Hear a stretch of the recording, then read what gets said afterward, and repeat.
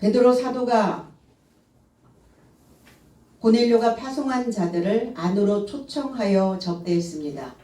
무엇으로 접대했을까? 본인의 집도 아닌데. 그래서 베드로의 창고 안에 그리고 그 말씀의 깊은 바다에서 온전히 절여져 썩지 않은 그 믿음으로 수확해 놓은 그 속사를 그들에게 대접했다. 우리도 오늘 이렇게 경배받을 믿음으로 자존의 생명체가 되시기를 간절히 축원드립니다. 24절로 27절 그리고 다음날 가이사랴에 들어가니 고넬료가 그의 친척과 친한 친구 삶을 함께 초청하여 기다리고 있더라. 그래서 베드로가 들어올 때쯤에 고넬료가 그에게 맞닥뜨려 발 삶에 접촉하여 엎드려 경배하였다. 그러자 베드로가 그를 일으키며 말하되 일어나세요. 나도 같은 사람입니다. 그리고 그와 함께 대화하며 들어가서 함께 말하는 많은 삶을 만났더라 그랬어요. 가이사랴 털이 많다라고 하는 팔레스타인의 도시 이름이기도 하고, 자, 털이 많다라는 것은 좀 거친 지역이기도 합니다. 그리고 무엇인가 조금 강성인 사람들이 모여있는 그곳에 들어갔습니다. 무엇 하러 들어갔나? 복음을 증거하러 들어갔죠. 계시록 3장 20절에는 볼지어다 내가 문 밖에 서서 두드리노니 누구든지 내 음성을 듣고 문을 열면 내가 그에게로 들어가 그와 더불어 먹고 그는 나와 더불어 먹으리라 그랬어요. 원어 재해석은 보라 내가 문에 접하여 서 있으면서 두드린다. 누가 만일 나의 음성에게서 듣고 문을 연다면 내가 그를 향해 들어갈 것이고 나는 그와 결합하고 그는 나와 결합하여 만찬할 것이다.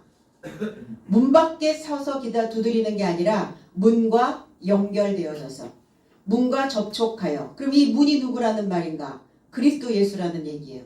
저와 여러분들이 문이라는 겁니다. 그래서 어떤 사람은 출입을 시키고 어떤 사람한테는 폐쇄를 하죠. 그 문을.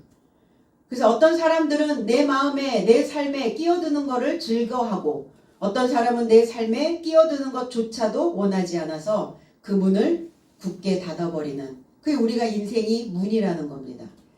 오늘 어떤 문이냐? 양의 문입니다. 그리스도 예수가 그 양의 문으로 오셨죠. 그래서 그 음성에게서 듣고자 문을 연다면, 듣고자 한다면, 그 말씀을 듣고자 한다면, 음성을 듣는다는 것은 먹는다는 거예요. 먹는다는 것은 주와 결합한다는 것이고, 주와 결합한다는 것은 만찬에 동참하는 것입니다. 그래서 계시록에는 귀를 가진 자는 그 영이 교회 삶에게 무엇을 말씀하시는지 들으라 그랬어요. 그 영이 뭐냐? 말씀이라는 겁니다. 내가 이르는 말이 영이요 그랬어요. 내가 이르는 흐레마의 말이 내가 이야기하고 있는 그 내용이 그게 바로 영이다. 근데 어떤 귀는 외치지 않아도 열린 귀가 있고 어떤 귀는 아무리 외쳐도 닫혀있는 귀가 있다라고 성경은 그렇게 표현하고 있는 겁니다. 그래서 우리의 입보다는 귀가 위에 있죠. 그리고 입은 하나인데 귀는 두 개 있죠. 그래서 듣기는 빨리 하고 입에 한마디 한마디의 말은 천금보다 무겁게 가치 있게. 남아 이론만 중천금이 아니라 여아 이론도 중천금이고 성도 이론도 중천금이어야 한다는 겁니다. 그러니까 우리의 입에서 무의식적으로 뱉어내는 단어들이 많아요. 내 삶에, 그러니까 뱉어내는 내 언어들을 보면, 입에서 나가는 언어들을 보면 그가 과거형인지 현재형인지 미래형인지가 보여요. 여전히 과거형, 과거 진행형적인 언어를 쓰고 있는 자들이 너무나 많이 있죠. 그래서 귀의 통로로 음성이 들어올 때 귀를 모으기도 하고 귀담아 듣기도 하죠. 귀 밝은 사람이 되어야 우리는 자다가도 떡을 얻어먹을 수 있습니다. 양의 문을 통과하면 구약에서 샤르라고 하는 문이고 띠라라고 하는 헬라어에서는 문인데 이 양의 문을 통과하고 나면 거기에 번제단과 물두멍이 있어요. 그러니까 하나님의 성소로 들어가기 위해서 그 마당에서 성전의 뜰 안에서 먼저 하나님께 드리는 제사가 있어야 되는데 나를 태우고 나를 씻는 그 절차가 있어야 된다는 겁니다. 그럼 나를 태운다는 거는 뭐냐? 자, 곡식을 뿌려서 땅에서 알곡이 추수가 되어지죠. 알곡이 수확이 되어지죠. 그러면 그 마당에서 탈곡을 하게 됩니다. 그러니까 번제단과 물두멍은 거기에서 일단 탈곡된 자들, 거기에서 수확이 되어진 자들만이 그 다음에 성소로 들어갈 수 있다는 거예요. 그러니까 아무리 내가 탈곡되어져서 마당에 쌓여 놓아도 그것이 껍질을 벗기는 그 과정이 있지 않으면 양식이 될 수 없는 것처럼, 자, 그래서 거기에 번제단과 물두멍이 있었던 거예요. 거기서 1차 탈곡, 그 다음에 2차는 껍질을 탈피하는 2차, 그게 좁은 문이죠. 그 다음에 탈피를 한 그 알맹이들은 그 다음에 지성소 안에 성소 중의 성소, 그 깊은 창고에 들여지게 된다는 겁니다. 이게 수확된 자들의 모습이에요. 그리고 하나님께 추수되어진 수확되어진 자들은 바로 제사장들만 들어갈 수 있는, 제사장들만 하나님께 드려줄 수 있는 알곡된 삶이다, 이렇게 표현하고 있습니다. 그래서 들어오시면 그 지성소 안에 들어가면 떡상이 있고, 그리고 그 안에 하나님의 진귀한 떡과 포도주가 준비되어져 있습니다. 떡은 소식이고 포도주는 새 언약이죠. 그런데 이기는 자만 그 만찬에 참여할 수 있다라고 표현했습니다. 고넬료가 일가를 모았다. 일가. 우리는 그럼 하나님 안에서 다 일가들이죠. 같은 혈통을 가졌다는 거예요. 일가라는 것은 친족이요, 혈연이요, 동료요, 같은 혈통에 있는 자들을 우리는 일가다, 이렇게 말합니다. 로마서 9장 3절에 나의 형제 곧 골육의 친척을 위하여 내 자신이 저주를 받아 그리스도에게서 끊어질지라도 원하는 바로다. 원어 재해석은 왜냐하면 나 자신이 내 형제 삶과 육체를 따르는 친족 삶에서 초월하여 그리스도로부터 효시가 있기를 소원하노라. 우리가 개역 성경을 읽어보면 내 자신이 저주를 받아 그리스도에게서 끊어질지라도 원하는 바 라고 이렇게 개역 성경에는 기록되어져 있는데 바울 사도는 그렇게 말씀하신 적 없어요. 그러면 이거를 다시 한번 되짚어 보면 그리스도에게서 끊어지기를 원한다. 나는 그게 상관이 없다. 그러면 그리스도와 상관이 없는 관계가 끊어져서 가도 나는 괜찮다는 말인가? 그렇게 표현하셨을까? 과연? 그게 아니라는 거죠. 육체를 따르는 그 친족 삶에서 초월하여 그들의 삶에 같이 묶인 게 아니라 그들의 삶을 초월하여 그리스도로부터 효시가 있기를 소원한다. 이 효시라고 하는 단어는 저주라는 단어이기도 하지만 그 교수형, 목을 베어서 그 목을 높은 곳에 매달아서 많은 사람들에게 경고의 메시지로 보여줄 때 그것을 효시라고 이야기를 합니다. 그래서 매달릴 효라는 단어, 보일시, 높이 매달아서 보여지는, 그러니까 그리스도 예수가 십자가에 못 박혀 돌아가신 것처럼 장대에 그 십자가에 높이 들려진 것처럼 나도 내 친족을 위하여, 내 혈통을 위하여 나도 그와 같은 삶이 되어져서 그 친족에게, 그 친족들에게, 그 혈통에게 본이 되어줄 수 있다면, 뭔가 보여줄 수 있는 것이 있다면 그들의 마음을 돌이킬 수만 있다면 나는 기꺼이 그 삶을 소망한다. 그 의미라는 겁니다. 그러니까 이 문장을 개역성경을 아무리 그때 읽어봤어도 아니 그리스도에게서 끊어지기를 나는 소망한다. 그리고 그리스도에게서 끊어지며 저주를 받아도 나는 괜찮다, 상관없다. 그런 의미가 아니었을 텐데 그랬더니 역시 그 뜻이었다는 거예요. 사도 바울의 친족들이 누구였습니까? 유대인들이었어요. 그 유대인들이 누구였어요? 표면적 유대인들이었다는 겁니다. 같은 혈통이었죠. 그리고 나의 골육 그랬어요. 골육이라고 하는 단어가 사르크스, 육체라는 거예요. 육체를 따르는 친족들, 육체에 있는 친족들, 육체에 있는 혈통들. 그러면 그 육체는 무엇을 이야기하고 있느냐? 하나님의 진리를 접하지 않고 있었던 자들을 육체에 속한 자라고 표현하고 있습니다. 살려주는 것은 영인데 육체는 아무데도 필요치 않다 그랬어요. 내가 너의 삶에게 전하는 그 흐레마의 말씀이 영이며 생명이다 그래. 그러면 그 의미를 깨닫지 못하고 신앙생활을 하고 있는 자들을 육체에 속하여 있다라고 표현하는 겁니다. 그래서 고린도전서 15장 39절에는 모든 육체는 동일한 육체가 아니다. 사람의 다른 육체, 짐승의 다른 육체, 새의 다른 육체, 물고기의 다른 육체도 동일한 육체가 아니다. 원어에는 이렇게 해석이 되어져 있거든요. 육체도 다 동일한 육체가 아니다 이렇게 얘기해요. 주님도 육체로 오셨죠. 2000년 전에는. 육체를 가지셨다는 것은 무엇을 의미하고 있는 것일까? 그리고 주님은 나의 육체를 씹는 자와 나의 피를 마시는 자는 내 안에 머물고 나도 저 안에 머문다 그랬어요. 그 육체는 소식입니다. 아담을 지으시고 하와를 또 지으셔야 될 때 아담의 갈빗대를 취하시고 하와 그 바닥에 그 대신 살로 대신 채우시고 그래요. 그 살이라는 단어, 육체라는 단어가 기쁜 소식을 전하다, 복음이라는 뜻이에요. 소식이라는 뜻입니다.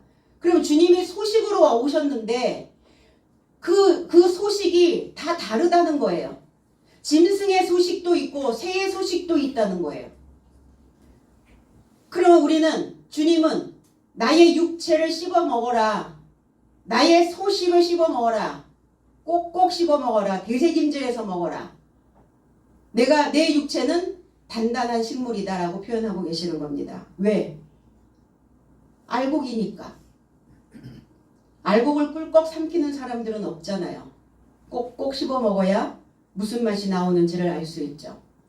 육체의 생각은 사망이요. 사망 안에 거주하고 있는 자들을 나의 골육이요. 나의 혈통이요. 그래서 육체로는 죄의 법으로 종살이하고 있는 자들. 육체의 생각은 하나님과 적이라고요. 하나님의 이르는 적이요. 하나님의 법에게 굴복되지 않고 할 수도 없기 때문이다. 육체의 어떠한 재미를, 육체의 흥미를, 육체의 그러니까 내 안에서 들리는 소식이겠죠. 내 안에서 들리는 소식. 그 소식에 의하여 따라다니는 자들은 하나님과 적이래요. 그리고 그 육체의 생각을 자기의 소식에 의하여 신앙생활을 하고 있는 자들은 하나님의 법에 굴복되지 않는 자들이랍니다. 그렇죠. 내 안에서 들려오는 소리에 너무나 많은 사람들은 귀를 열고 있기 때문입니다. 그것이 복음이 아님에도 불구하고 복음이라고 오해하고 있는 거예요. 잘못 깨닫고 있는 겁니다. 그래서 하나님의 법 안에 있지 않은 그 친족 때문에 근심과 슬픔이 있다 이렇게 표현했거든요.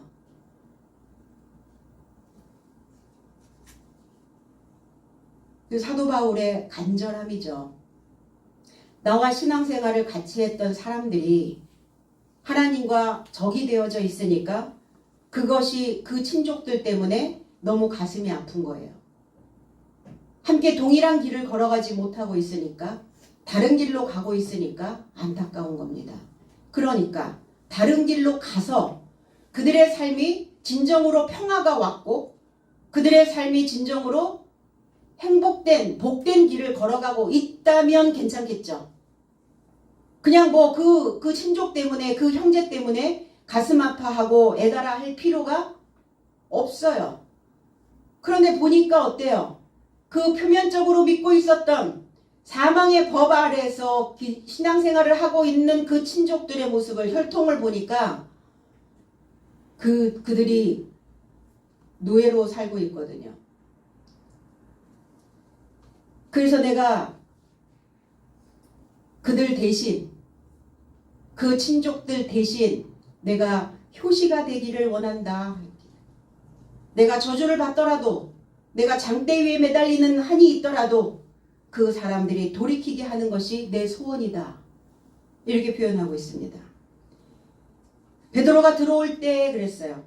베드로가 들어올 때 안으로 들어오다라는 단어예요. 그리고 고넬료가 맞이했죠. 결합했다는 거예요. 그냥 단순하게 우리는 표면적으로 베드로가 고넬료의 집으로 들어가고 고넬료는 베드로를 맞이한 이게 아니라 그 안과 그 속과 속이 만나는 거예요. 그 속살과 속살이 부딪히고 있는 겁니다. 소금의 속살을 보신 적 있으신가요? 소금의 속살. 못 보셨나요? 물에 잠겨 있을 때는 소금의 속살이 보이지 않습니다. 그러나 그 사상에서 빠져나와서 강한 빛을 그 떼약볕에서 그 바닷물이 다 날아가고 그리고 거기에 결정체가 남아있을 때 소금의 속살을 보게 됩니다. 빛나는 속살. 그러니까 고넬료는 염전에서 막 퍼올린 그 물 상태가 아니라 그 물이 그 메시지로 인하여 하나님의 법으로 인하여 다 수증기가 되어져서 날아가고 이제 소금의 속살만 남은 그 속으로 그 속살로 베드로를 맞이하고 있다는 게 너무나 중요한 메시지라는 겁니다. 그리고 고넬료는 발 앞에 엎드려 그랬어요. 발 앞에 엎드린 게 아니라 발과 연결되어져 발과 접촉하여 엎드렸다. 낮아짐이고 내려감이죠. 그리고 발과 접촉했다라는 것은 당신이 신고 있는 복음의 신을 나도 신기를 갈망합니다. 나도 그 새 신을 내가 신기를 원하고 있습니다. 그 간절함의 엎드림이라고 말할 수 있다는 겁니다. 고린도전서 14장 25절에는 그 마음에 숨은 일들이 드러나게 되므로 엎드려 하나님께 경배하며 하나님이 참으로 너희 가운데 계신다 전파하리라. 원어제 해석은 이처럼 그의 마음에 숨은 삶이 드러나게 되고 이같이 얼굴에 접해 떨구고 하나님이 참으로 내 삶 안에 계신다는 것을 선언하며 함께 경배할 것이요 그랬어요. 그 복음과 그 발과 접촉하여 엎드리는 자는 그 안에 숨은 것이 다 드러난대요. 어때요? 내려가면 낮아지면 높이 있는 사람들은 그 낮아져 있는 사람들의 상태가 다 보여집니다. 그러니까 오늘 고넬료는 베드로에게 자기가 가지고 있었던 자기 안에 어떤 부족함, 자기 안에 결핍되어져 있는 그 모든 속살을 다 드러내고 있는 거예요. 고넬료인데, 백부장인데, 권위, 지위. 그래서 그 사람에게 체면, 이런 것이 있었다면 발과 접촉할 수 없었겠죠. 그 사람의 인격을 우리는 그 사람의 품성을 어디에서 볼 수 있는가? 인정할 때. 나의 부족함을 인정할 때 그 사람의 체면이 깎이는 게 아니라 오히려 그 사람이 높게 보일 때가 있어요. 뭐가 거들먹거리고 권위주의적인 힘을 발휘하고 누군가 상대를 찍어내리고 그러면 우스꽝스러워진다는 거예요. 그리고 그 사람의 힘의 분량이 어느 정도인지 알게 되어진다는 겁니다. 오늘 베드로 앞에 조아리고 있는 고넬료의 겸손함, 그리고 고넬료의 간절함, 그 절절함, 그리고 내가 신앙생활을 어떻게 해야 되는지에 대한 새로운 개념을, 새로운 조명을 받고자 하는 그 간절함이 고넬료로 하여금 이 상황을 만들어내게 됐다는 겁니다. 나를 찌르는 그 말씀이 내 안에 들어오면 나는 책망을 받고, 그 책망을 받고 있는 그 상태가 나를 판결하고 있다는 겁니다. 그러니까 판결을 하면 내 안에 무엇이 도사리고 있는지, 어떠한 사상들이 숨어 있는지 그런 것들이 드러나게 되어진다는 거예요. 그래서 드러나야 거짓된 것을 버리고 그 진실함으로 하나님께 경배할 수 있게 되어진다는 겁니다. 그렇게 그것이 하나님께 드리는 예배요, 그것이 하나님께 드리는 경배요, 그 삶이 하나님께 창고에 드려지는 알곡의 삶인데, 우리의 메시지는 무엇을 원하고 있는가? 그리고 지도자들은 어떤 메시지에 길들여 있고, 또 그 길들여진 그 메시지를 성도들에게 또 어떻게 길을 들이고 있는가? 솜사탕처럼 달콤한 복음을 원하죠. 솜사탕처럼 달콤한 소식을 늘 제시하면서, 그리고 신앙생활 안에서 우리는 무엇을 원하는가? 산 중턱에 올라가면 양지 바른 곳이 있어요. 그러니까 정상까지 올라가면 거기는 사방에서 부는 바람을 다 맞을 수가 있거든요. 근데 솜사탕처럼 달콤한 메시지를 증거하는 그 제사장들이, 그 목자들이 그 양들을 양지 바른 곳으로 인도합니다. 양지 바른 그 산허리, 산의 중턱에 이르르게 해서 내가 너희들에게 약속할 수 있는 것은 이렇게 솜사탕처럼 달콤한 복음이며, 그리고 양지 바른 그 산허리의 중턱을 늘 약속해 주는 거죠. 다 길들여져 있다는 거예요. 그러면 그게 뭐냐? 그 양들을 잔인하게 속이고 있는 목자와 같다는 겁니다. 맞게 해야죠. 사방 바람을 맞을 수 있어야죠. 동에서 서에서 남에서 북에서 부는 바람들을, 우리가 살아가면서 동쪽에서만 삽니까? 서쪽에서만 삽니까? 강남에서만 삽니까? 강북에서는 안 사나요? 강북에 있다고 그러면 북쪽 바람만 맞습니까? 강남에서는 남쪽 바람만, 달달한 따뜻한 바람만 붑니까? 그렇지 않다라는 이야기예요. 사방 바람을 우리가 운전할 수 있어야 된다는 거예요. 사방 바람을 붙잡고 우리가 그것을 지휘할 수 있어야 된다는 겁니다.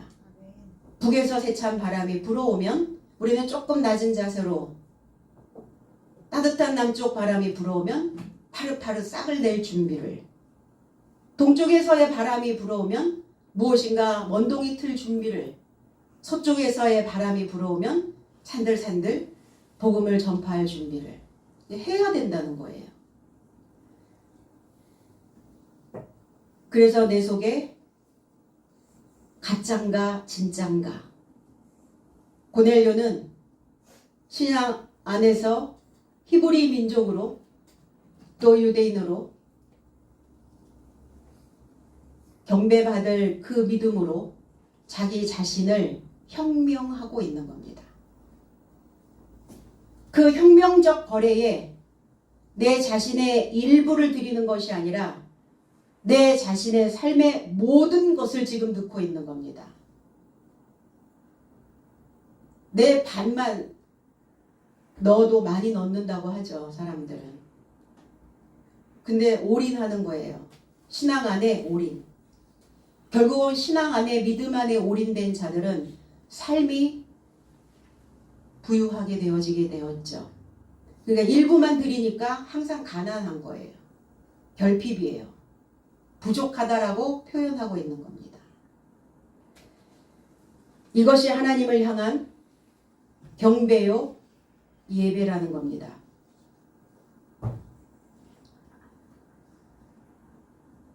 그리고 고넬료는 베드로를 향하여 절하니 그랬어요. 절하다. 프로스키네오. 프로스 향하다. 퀴온이라고 하는 개. 이 절하다라는 단어가 경배라는 단어고 예배라는 단어입니다. 주인의 손을 핥고 있는 개. 공경하다, 경배하다, 예배자. 히브리어로 넘어가면 케레부. 개는 뭐 해야 되냐? 공격성을 가지고 있어야 되죠. 그리고 짖어야죠. 그 자를 갈렙이라고 이렇게 표현했습니다. 잠언서 26장 11절에는 개가 토하였던 것을 도로 먹는 것 같이 미련한 자는 그 미련한 것을 거듭 행하느니라 그랬어요. 아닌 것들은 과감하게 던져야 되는데 계속 반복하고 있다는 거예요. 이 생각도 내 안에서 반복된 생각들이 계속 쳇바퀴 돌고 있다는 거예요. 기름 졌는데 삶이 기름져 가고 있는데 여전히 생각은 기름병이 바닥이 나고 있네요. 그래서 여유롭지 못한 거예요. 있어도 여유롭지 못한 거예요. 있어도 못 쓰는 거예요. 베풀지 못하고 사는 겁니다. 전도서 9장 4절에는 모든 사람들 중에 들어있는 자에게는 누구나 소망이 있음은 산 개가 죽은 사자보다 낫기 때문이니라. 살아있는 개가 낫대요. 죽은 사자보다. 그런데 우리는 죽은 사자의 삶을 원하고 있다는 거예요. 거대하고 위대해 보이고 거창해 보이고 커 보이고 웅장해 보이고 그러나 그 속에는 죽은 것들이라는 거죠. 대형. 우리는 대형에 이제 길들여지기 시작했어요. 무엇이든지 대형을 원해요. TV도 우리는 예전에 막 14인치 막 이렇게 보다가 지금 어때요? 그거 보라 그러면 못 보죠. 대형. 가전제품도 다 대형. 집도 대형. 교회도 대형 교회. 대형 마트. 대형. 뭘까요? 그 대형에 살고자 하는 사람들의 심리는 그들은 소형이기 때문에 그래요. 내 마음이 대형이면 그 방 한 칸에서 살아도 대형의 집에서 살고 있는 것 같은데 대형 집에서 살고 있으면서도 내 마음이 작아져 있으니까 커져 있는 집을 보지 못하게 되는 거죠. 죽은 사자보다 낫다. 누가? 살아있는 개가.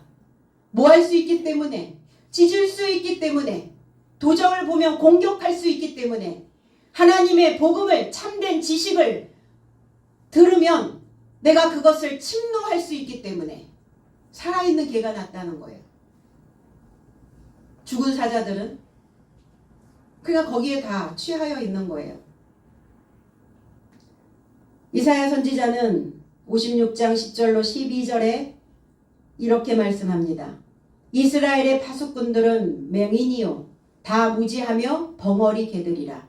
짖지 못하며 다 꿈꾸는 자들이요 누워있는 자들이요 잠자기를 좋아하는 자들이니 이 개들은 탐욕이 심하여 족한 줄을 알지 못하는 자들이요 그들은 몰지각한 목자들이라. 다 제 길로 돌아가며 사람마다 자기 이익만 추구하며 오라 내가 포도주를 가져오리라. 우리가 독주를 잔뜩 마시자. 내일도 오늘같이 크게 넘치리라 하느니라 그랬어요. 성경에서 개는 짖지 못하는 덩어리 개는 자 갈렙처럼 여호수아처럼 하나님의 신실한 자들처럼 고넬료처럼 베드로처럼 충견도 있지만 그 반대에 있는 자들 짖지 못하는 개. 왜 못 짖을까요? 새로운 소식이 있어야 짖을 거 아닙니까? 맨날 낡은 소식만 짖어댑니까? 몰지각, 지각이 없는, 지식이 없는, 지혜가 없는 살아있는 말씀이 아닌 그 말씀을 소유하지 못하고 있는 자들을 개라, 벙어리 개라, 몰지각한 목자라 이렇게 얘기했어요. 개로 표현을 많이 하죠. 우리나라도 개에 대한 속담이 많죠. 개 되지만 또 못하다. 뭐 이런 표현들 많이 하죠. 여수아에서는 14장 13절에 13절로 15절에 여호수아가 여분네의 아들 갈렙을 위하여 축복하고 헤브론을 그에게 주어 기업을 삼게 하매 헤브론의 옛 이름은 기럇 아르바라. 아르바는 아낙 사람 가운데서 가장 큰 사람이었더라. 그리고 그 땅에 전쟁이 그쳤더라 그랬어요. 여호수아에게 헤브론을 줬대요. 지금 이 지구촌의 지금의 헤브론은 어떻죠? 이제 하마스와 이스라엘의 전쟁으로 인해서 이제 그 근접 지역에 있는 이 지금 헤브론까지 이 전쟁의 여파가 미칠 것이다라고 보도를 하더라고요, 아침에.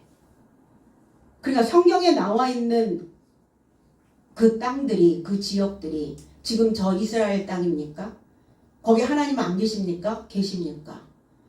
성경에서 이야기하고 있는 그 지역과 성경에서 이야기하고 있는 그 지명들은 다 사람들이에요. 신앙생활을 하는 저와 여러분들이어야 된다는 거예요. 이스라엘이 지금 그렇게 전쟁통에 있는데 하나님 그럼 그 민족을 구원해 주셔야 되지 않겠습니까? 하나님 안 계신 거예요? 그러면 그들은 너무 절망일 거 아닙니까? 자, 여분네의 아들 그가 준비될 것이다.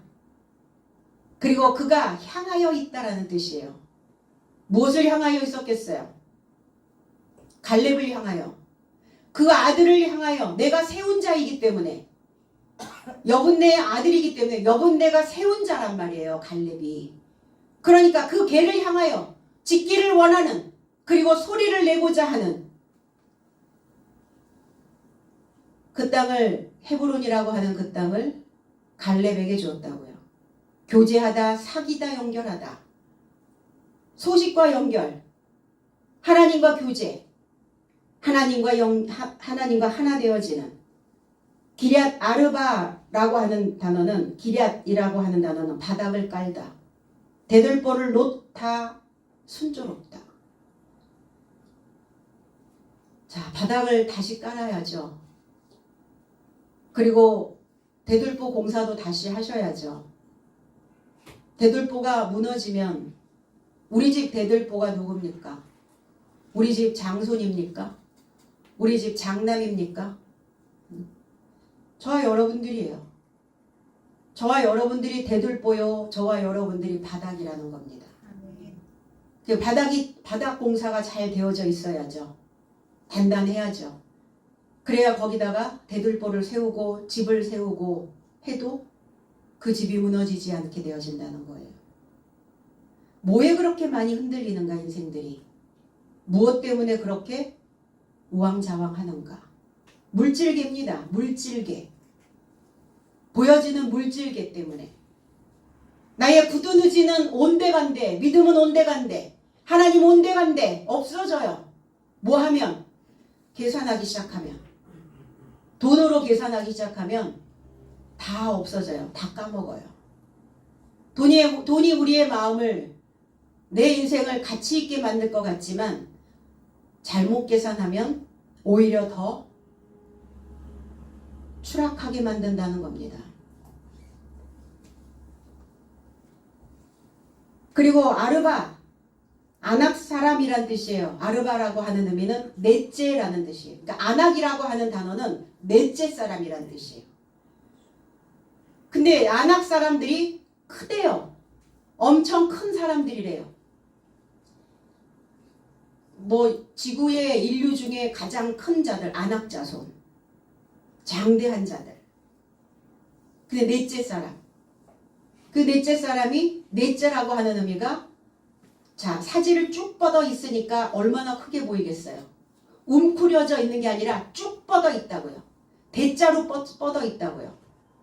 그래서 사람을 큰 대로 이렇게 표현했잖아요. 그게 사예요. 큰 대, 아낙, 넷째 사람. 이게 다 한자하고 다 맞물립니다. 언어는. 그러니까 뭐 하여야 크게 된다고요. 펼쳐야지 된다고요. 웅크리고 있으면 근육 들어 있으면 기죽어 있으면 그 사람이 얼마나 큰지 잘 안 보여요. 그러니까 돈에 기죽어 있지 말고 물질에 기죽어 있지 마시고 쭉 피시기 바랍니다. 하나님 앞에 사지를 쭉 뻗는 거예요. 뭐 하기를? 자, 쭉 뻗어야 닿는 면적이 많아지죠. 네, 닿는 면적이 많아져야 그것을 내꺼화시킬 수 있지 않겠습니까? 닿는 면적이 까치발 띄고 다니는 까치발. 응? 종종 걸으면 종종 걸음. 왜 종종 걸어 다니죠? 급하단 말이에요. 다급해요. 편치 않아요. 종종 걸음을 걸어 다니는 사람은 편치 않으니까 종종종 거리고 다니는 거예요. 인생을. 탁 딛고 다녀야 돼요. 발판을 넓게, 발바닥을 넓게 쫙 펴서 마당발이 돼서 딱 붙어야, 그래야 닿는 면적만큼 내 삶이 견고하여질 수 있게 되어진다는 겁니다. 어떤 상황이 벌어져도, 어떤 것이 나를 유혹하여도 우리가 거기에 넘어가지 않는 인생이 될 수 있다는 거예요. 그래서 갈렙에게 맡기신 거예요. 누구를? 기랏 아르바를. 바닥 견고히 만들고 대들보 다시 고치고,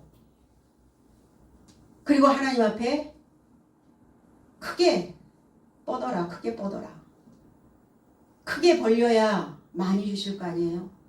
내 포부가 커야, 그릇이 커야, 어쨌든 무엇이든 어떤 것이든 담겨질 게 많지 않겠습니까?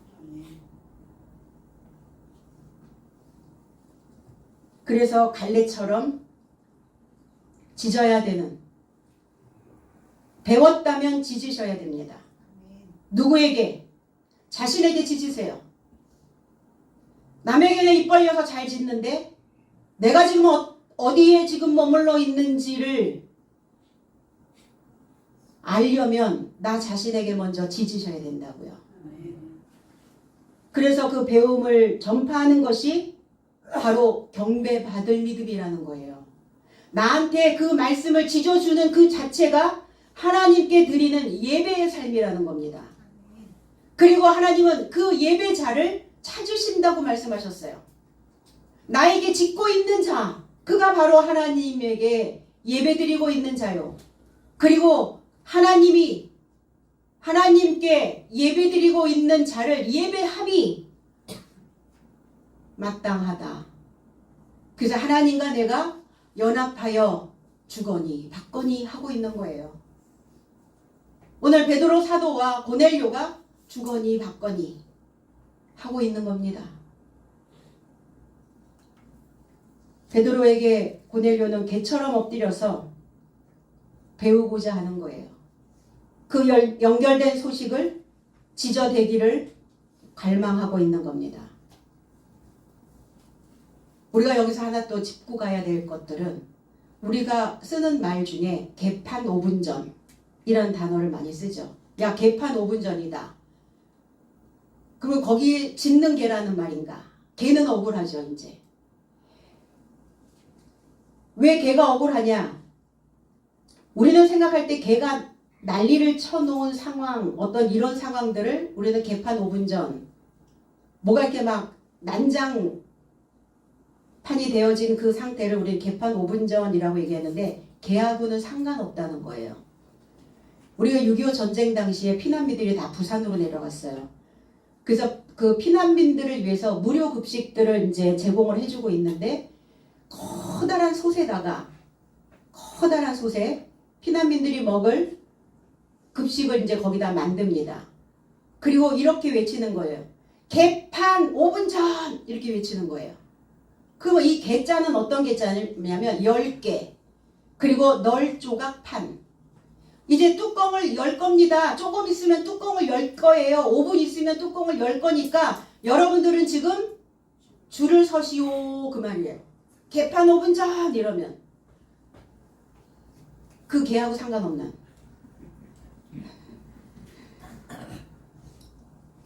그래서 배식한다는 말이에요. 이제 조금 있으면 뚜껑을 열어서 이제 배식을 할 겁니다. 굶주린 피난민들이 막 무질서하게 모여들어 있는 어떤 상황을 이야기하기도 하죠. 난장판이다. 그 난장이라고 하는 의미는 여우가 이리저리 막 돌아다니면서 막 이것저것 막 핥혀놓은 이 상태를 난장이라고 표현을 합니다. 여우가 행했던 어떤 그런 상황들을 난장. 개파는 개하고는 상관없는. 근데 개가 좀 억울하지 않겠죠, 이제? 그리고 고넬료가 엎드려 있자 베드로는 일어서라 그랬어요. 일으켜 세우며 일어서라 이랬어요. 일으켰다. 에게이로 고넬료가 가지고 있는 기능을 모아주고 그 안에 잠재되어져 있는 에너지를 꺼내주고 그리고 눈을 뜨게 하다 이런 뜻을 가지고 있어요. 소경이었다는 거예요. 고넬료는 소경이었습니다. 아니 눈을 떴는데요. 네, 육안으로는 떴겠죠. 뭐가 안 떠여 있는 거예요. 영적인 눈이. 흐레마의 말씀이 그에게 전파되어져 있지 않은 상황이었기 때문에 한글은 읽어도 글은 읽어도 문자는 읽어도 문자 속의 내용을 이해하지 못하는 소경이었다는 거예요. 그러니까 이때에서야 비로소 눈을 뜨게 합니다. 베드로가. 그리고 일어서라. 위로 세워져라. 위의 것을 붙잡아라. 그래야 살 소망이 만들어질 수 있다. 너의 처지를 늘 우리가 살아가는 그 삶 속에서 나는 왜 이 상황이고 나는 왜 이거고 나는 왜 이거밖에 안 되고 왜 나는 이 모양이고 맨날 내 처지를 아래를 보면 막막해지잖아요. 그러니까 위에 봐라. 위에. 믿음의 정체성이 흔들리지 않도록 그 믿음의 소망이 무엇이냐? 네 삶의 목표가 무엇이냐? 그래서 위의 것을 붙잡아라. 베드로는 고넬료에게 이렇게 표현합니다. 나도 사람이라. 왜 이런 말을 했을까요? 베드로가 일으켜 가로되 일어서라. 나도 사람이라. 아니 사람인지 몰라서? 사람인지 몰라서 나도 사람이다 이렇게 표현했을까요? 안드로포스라는 단어예요. 인간이란 뜻이죠. 인간은 뭐 하는 자들이냐? 틈을 메꿔야 인간이 된다는 거예요. 사람인 틈간자거든요. 간할 때 틈간, 사이간. 나도 사람이라. 나도 지금 틈을 메꾸고 있는 자이다. 나도 사이가 많이 있다. 틈이 많이 벌어져 있었다. 나도 주님을 부인했던 적도 있었고. 그러니까 나도 지금 틈을 메꾸고 있습니다. 틈을 메꾸고 있어요. 그래서 우리는 간절한 마음으로 이렇게 외칩니다. 인간아, 인간아. 뭐 하라고? 제발 그 틈 좀 메꾸라고. 나도 사람이다. 나도 사람이다 라는 이 의미는 내가 역시 사람입니다. 이 뜻이에요. 이게 카고라는 단어, 나도라는 단어가 역시라는 뜻이거든요. 내가 역시 사람입니다. 그건 무슨 의미일까요? 내가 인간의 표본입니다. 내가 본이 되는 사람입니다. 그러니 나를 본따십시오 이거예요. 나를 본받으라. 바울사도. 주님의 본을 받아야 되는 카피하지 말고 비슷하게 만들지 말고 속살까지 뼛속까지 실핏줄 하나하나까지 세포 하나하나까지 같아져라 이렇게 얘기하는 거예요. 내가 가지고 있는 거 분명히 너 틈 다 메꿔줄 거야. 나도 여전히 틈을 메꾸고 가고 있지만 내가 더 많이 메꿔졌으니까 그동안 내가 살면서 신앙 안에서 메꿔졌던 거 다 너한테 메꿔줄 거야. 그래서 내가 역시 사람이다. 이 표현이에요. 의미심장하죠. 나도 사람이니까 왜 사람이 나한테 왜 절을 합니까? 이런 표현이 아니었다는 얘기예요. 베드로의 의도는. 얼마나 그 심오한, 얼마나 깊은 내용이, 그리고 베드로의 그 신앙의 그 삶의 당당함이, 적어도 나 같은 사람을 본받아야지. 적어도 그리스도인들은 이 정도의 자신감이 있어야 되지 않을까요? 많은 사람들에게 나를 내놓을 때 적어도 나 같기만 해. 그런 문제 없어. 부모된 자들은, 스승된 자들은, 가르치는 자들은 특히 더 더 그래야 되는 거죠. 나처럼 나만큼만, 나만큼이라도, 부모만큼이라도, 스승만큼이라도, 이런 표현인 거예요. 베드로는 지금. 그래서 고넬료 당신도 나와 같은 사람이 역시 되어져야 합니다. 그 표현이죠. 그리고 더불어 말하며 그랬어요. 함께 대화하며 함께 공동으로 무엇인가를 책임지려고 하는, 더불어 말한다 라는 의미가. 그리고 들어갔더니 여러 사람들이 모여 있었어요. 그 안으로 들어오다 그랬어요. 들어갔더니 많은 사람. 계시록 1장 15절에 그의 발은 풀무불에 단련한 빛난 주석 같고 그의 음성은 많은 물소리와 같으며 그랬어요. 원어 재해석은 그의 발은 풀무 안에서 단련되어진 것 같은 빛난 주석 모양이고 그의 음성은 많은 물 삶의 소리 같고, 거기에 모여있는 많은 사람들은 많은 물이었다는 거예요. 고넬료의 집에 많은 물의 삶이 모여 있었다. 그러니까 지금 물갈이 하고 있는 거죠. 물갈이. 그런데 그 물을 그동안 신앙생활 하면서 버리고 싶어도 버려지지 않는, 먹고 싶지 않아도 계속 마셔야 되는 그 물이었다는 거예요. 그렇죠? 내가 그 소리를 안 해야 되는데 안 하고 싶어도 나오는, 그 소리를 먹지 말아야 되는데 먹기 싫어도 먹고 있는 자동으로 그 물이 모여 있었더라. 베드로 사도의 물을 새롭게 먹고자 물을 갈아 먹는 거예요. 그 물갈이를 갈망하며 모여 있었다. 모인 자, 쉴레고라고 하는 단어인데 거두다, 모으다, 고르다. 그러니까 그 날에 수확되어진 자들이에요. 모세의 율법 안에서 수확되어진 자들, 모아진 자들, 거두어진 자들.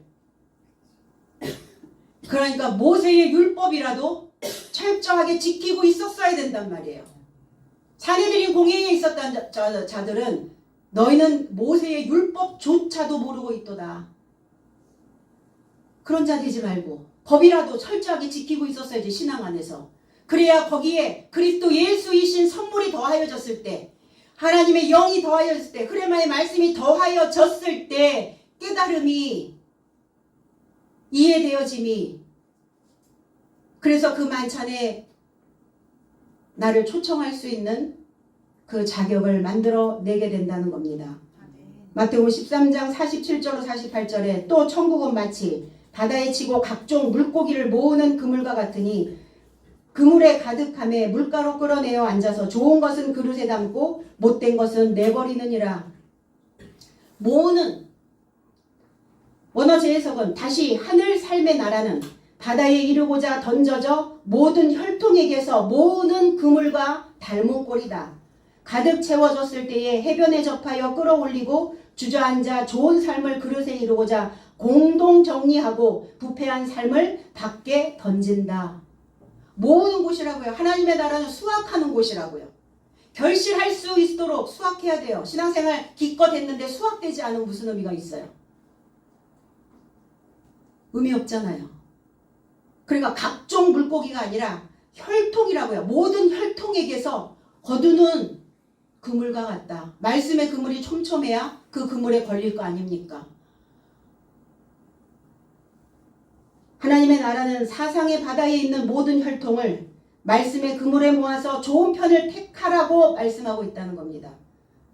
고인물을 버리지 못해서 부패한 삶을 버리고, 그리고 우리 신앙 안에서 새롭게 만들어지는 새로운 혈통들을, 새로운 혈족들을 거두는, 수확하는, 그럼 하나님 나라에서의 수확은 뭘 수확한단 말입니까? 좋은 혈통을요. 좋은 혈통이란 무엇입니까? 좋은 말씀을 들은 자입니다. 그 말씀을 통해서 내 삶이 변화되어지고 달라지고 있는 자들, 좋은 혈통이죠. 과연 우리의 신앙 안에서 우리는 어떤 것을 수확할 것인가? 고넬료와 친족들의 그 신앙이 말씀의 물을 새롭게 먹음으로, 좋은 혈통으로, 경배받을 믿음으로 오늘 거듭나고 있다는 겁니다.